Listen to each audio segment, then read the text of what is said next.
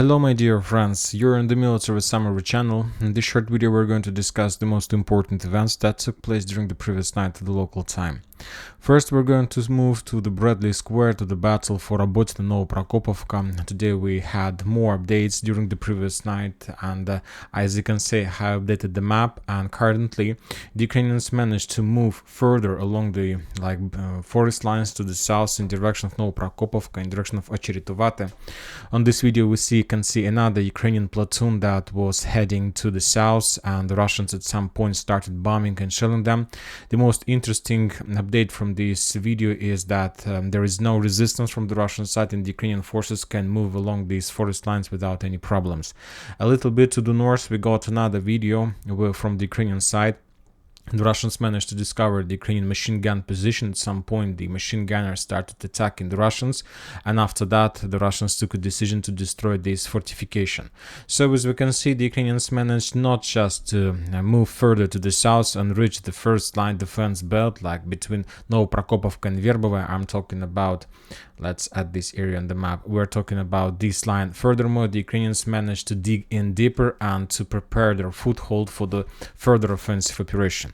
I'll remind you that just yesterday we discussed the video how the Ukrainian tank was moving along these forest lines and was attacking the Russian positions in Novoprokopovka. So the Ukrainians are feeling themselves pretty safe in this area. They have possibilities to send forces, they have possibilities to stay on their positions and not being afraid that the Russians can counterattack, because as I understand, the Russians made few attempts to counterattacks, but for example that machine gun positions, that soldiers forced the Russians to step back. So the Ukrainians feel themselves pretty safe in this direction, as I can see. Furthermore, when talking about the northern flank, the Russians published, to be more precise, the squad, the FPV drone squad, Bobry published another series of videos how they were attacking and destroying the Ukrainians' light vehicles, supply machines, support machines on the north of Robotyne. As we can see, the Ukrainians still haven't managed to fix this issue. They still don't have even a single safe road. Everything is under very heavy fire.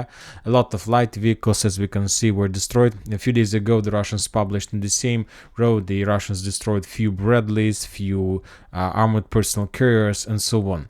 And I still expect that the Ukrainians will try to solve this issue, because without securing the flanks and without having a secured road, I'm highly unlikely the Ukrainians are able to complete anything successful in the south, because the Russians, of course, we understand that they publish almost every single day another video how they attack the Ukrainians, but this is something like a trainings. This is not the real even attacks, because they see that the Ukrainians are not attacking seriously. Currently they have a small operational post, so that's why, and the Russians are not attacking them seriously. But as soon as the Ukrainians launch another massive attack, they will use for this purpose a lot of armored vehicles, and basically they will use the same road. The Russians will attack them heavily, massively, using Lancet, FPV drones, artillery and so on. So if the Ukrainians want to be successful, we understand that they need to develop their flanks, but as I understand, the Ukrainians just don't have manpower for these purposes, and this situation can ruin entire Ukrainian plans of further offensive operation in the direction of Novoprokopovka and Ocheritovaty. When talking about Verbovo, we haven't received nothing during the previous days, so as I understand, the Ukrainians took a decision to dig in deeper among the fields in front of Verbovo, let's say from the northwest of Verbovo.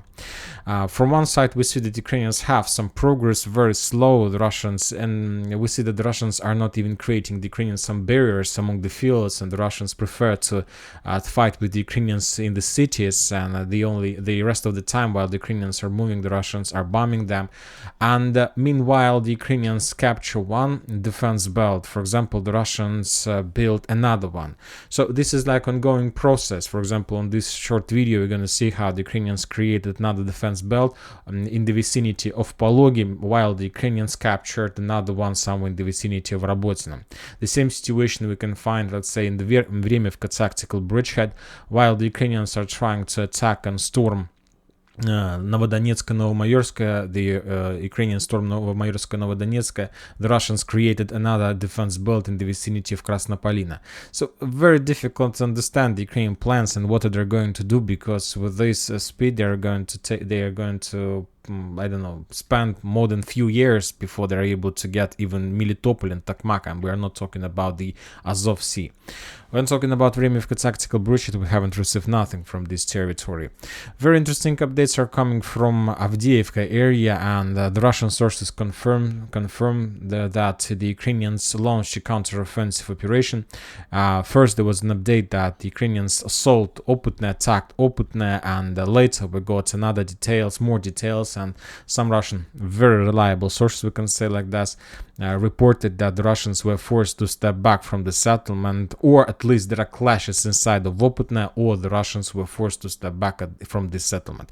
So as you can see, that was unexpected strike. As I see, the Russians wasn't prepared for that operation, and currently they have a lack of manpower, they have some problems with this, so we'll see what is going to be next. But I'll remind you that during the previous 2-3 weeks, the Ukrainians made a series of counterattacks in the vicinity of Nivolskaya, Pervomaiskaya, Oputne, and those attacks, there was like 3 or 4 or 5 attacks, were pretty successful. As a result of every single one of those attacks, the Russians were forced to step back from their edge positions deep inside of their mainland and main territories.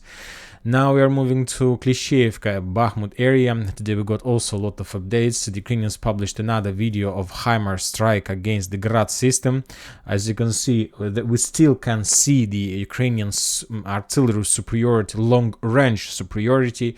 There is no problems with this. When talking about the low, middle, like artillery systems and short artillery systems, we see that the Ukrainians don't use this type of weapon, and they try to attack the Russians just using the FPV drones. So, for example, in this video we see how the Ukrainians were trying to shut down the Russian T-90 tank. They used at least 3 drones, but the tank wasn't destroyed, just damaged probably, and the Russians evacuated this system.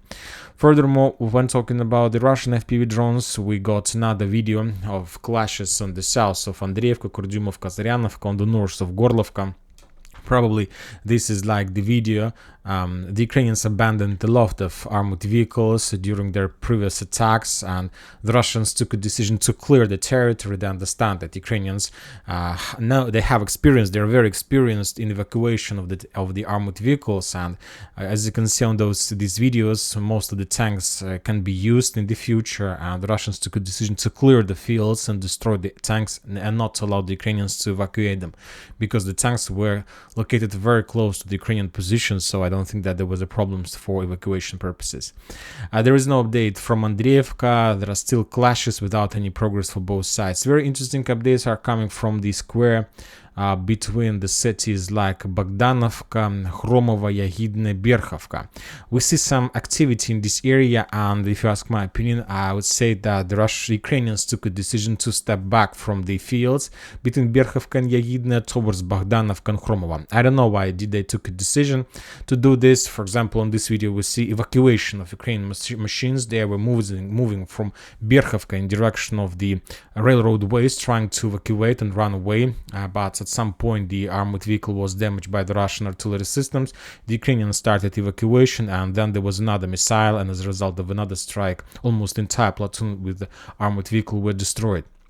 A little bit to the east from that position, another Ukrainian squad platoon was trying to evacuate using the railways on their feet, and also at some point the Russians started bombing and attacking them.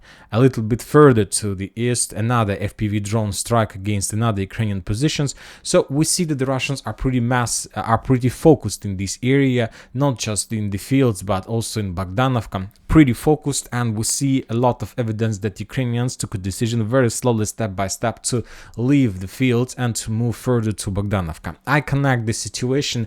I assume that the situation is connected that Ukrainians have lack of manpower in Klishchiivka, Kurdyumovka. They need to complete during the very short autumn military campaign the battle for Andreevka, Klishchiivka, and as I understand, they try to collect all forces or reserves they have on this front line and accumulate and concentrate them in Andreevka, in the vicinity of Klishchiivka, and to make a final push. So this is the reason why they started evacuation from unnecessary and secondary directions of their previous attacks. Very interesting updates are coming from Kiev itself. More and more updates. For example, when talking about Zelensky. Today, more and more people are talking about possible declaration of war. So it's like a topic number one in Ukrainian Telegram segment of internet and so on.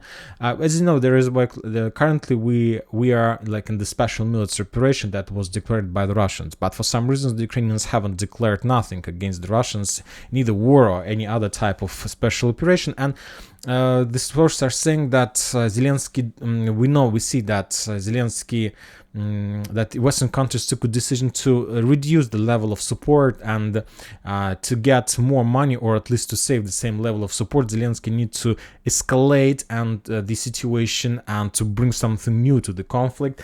And as I understand, by declaring the war, he will try to save the same level of support, and by the declaring a war, Zelensky will have possibilities to start ground operations on the territory of Russian Federation. So because if there is a special operation, if there is no war, why are you attacking? But if there is a war, the Zelensky will have possibilities to attack the territory of mainland of the Russian Federation. And the most important, if there is going to be a war, Zelensky will have possibilities to attack the Russians in Transnistria, because currently he can't do this, and after the war declared, he can do everything he wants.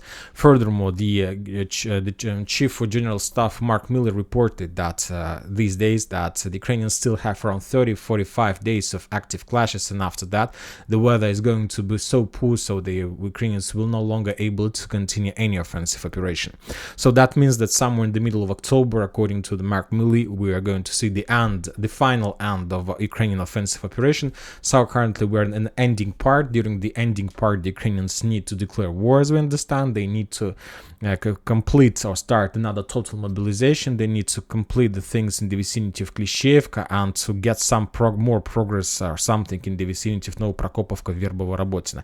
Not much time, and I'm not sure that Ukrainians are able to do anything as what I have just mentioned. And that's it for today. Military Summary channel reminds to condemn any violence in the world. Thank you for watching. Subscribe to my channel, put your likes to my Patreon, and have a good day. Bye bye.